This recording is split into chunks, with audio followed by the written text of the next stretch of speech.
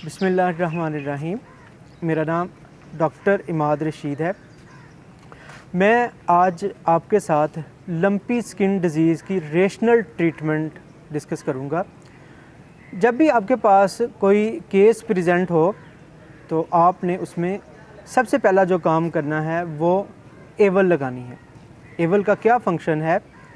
एवल जानवर के जिस्म के ऊपर जो नोड्यूल्स बनते हैं, उन नोड्यूल्स की वजह से जानवर के अंदर इरिटेशन होती है, तो ये इरिटेशन को कम करेगा।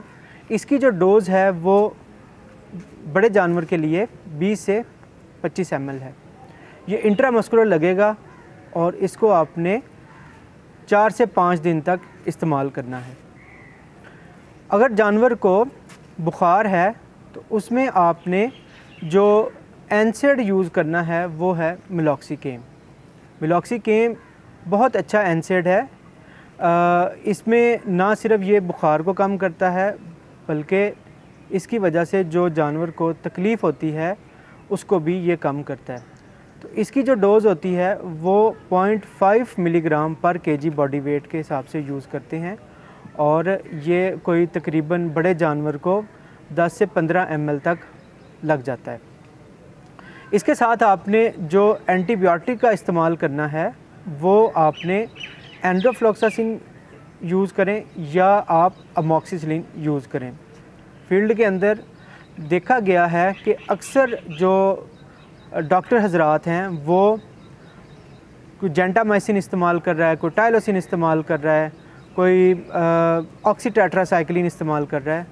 तो ये ऐसी ड्रग्स हैं जो कि जानवर को नोयत को कम करने की बजाय कंडीशन को और ज़्यादा वर्स कर देती है।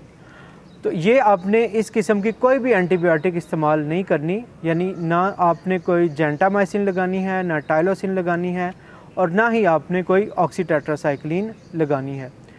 तो अगर आपने एंटीबायोटिक इस्तेमाल करेंगे तो ये 4 से 5 दिन तक इसको इस्तेमाल करवाना है और ये शुरू के दिनों में हम रिकमेंड नहीं करते कि आप एंटीबायोटिक शुरू के दिनों में इस्तेमाल करें। ये दूसरे तीसरे दिन से हम स्टार्ट करवाते हैं।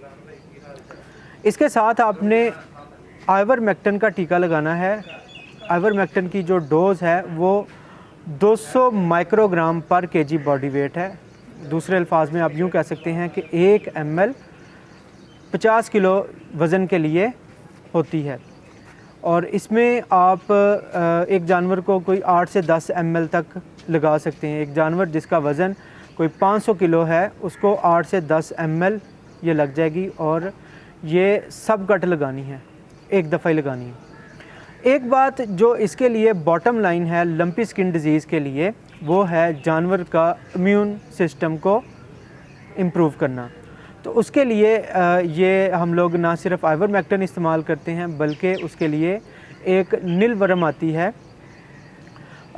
नीलवर्म आपने जानवर को 30 ml पिलानी है। अगर आप 120 या 150 ml पिलाएंगे तो ये जो जानवर पेट के अंदर कीड़े हैं उनको ये कम करेगी, लेकिन अगर आप 30 ml या 40 ml बड़े जानवर को पिलाएंगे तो ये जानवर का जो इम्यून सिस्टम है उसको ये इम्प्रूव करेगी। तो ये आपने एक दफ़ा ही पिलानी है। इसके साथ आपने विटामिन सी का इस्तेमाल करना है। पाकिस्तान के अंदर विटामिन सी औरली आता है, मुंह के रास्ते देने के लिए आता है, जबकि कुछ ममालिक ऐसे हैं जिनमें विटामिन सी इंजेक्टेबल फॉर्म में आता है। तो आप विटामिन सी जो पोल्ट्री का मिलता है आप उसको इस्तेमाल कर सकते हैं, या इंसानों में गोलियां आती हैं जिनका नाम है सीकॉन, उनका इस्तेमाल कर सकते हैं। सीकॉन की अगर आप गोलियां देंगे तो ये 20 गोलियां अगर आप देंगे तो 20 गोलियों से जो डोज़ बनेगी वो 10 ग्राम बनेगी। तो इसका इस्तेमाल आपने कम से कम 1 हफ़्ते तक करवाना है। जो इन सारी ट्रीटमेंट के साथ एक ट्रीटमेंट हम और करते हैं वो है आयोडीन का इस्तेमाल। तो उसके लिए हमने जो यूनिवर्सिटी ऑफ एग्रीकल्चर फैसलाबाद है इसमें एक टीका बनाया है जिसका नाम है ट्राई आयोडाइड। ये टीका 10 ml गोश्त में लगेगा और ये एक दिन छोड़ के एक दिन बाद लगेगा। इनके साथ आपने ये सारी जो है जानवर की जो कुव्वत मुदाफ़ियत है उसको बढ़ाने के लिए इस्तेमाल की जा रही है मेडिसिन। इसके साथ आपने विटामिन AD3 का इस्तेमाल करना है। इसका इस्तेमाल भी काफ़ी ज़्यादा जो है वो फ़ायदेमंद है।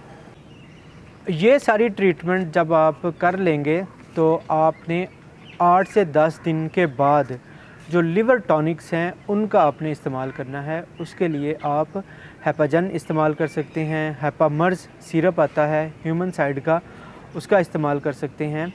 तो अगर आप हेपामर्ज का इस्तेमाल करेंगे तो वो आप आधी जो बोतल है वो आपने पिलानी है। तो ये था इसका ट्रीटमेंट। तो ये ट्रीटमेंट इस ट्रीटमेंट के ऊपर आपने फोकस करना है।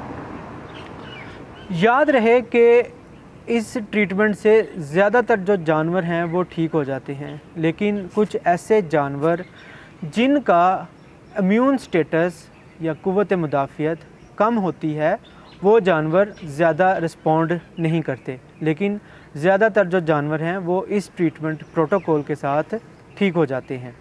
तो ये था आज का हमारा सेशन। अल्लाह ताला हमें इस बीमारी से निकाले और आप सबको सलामत रखे।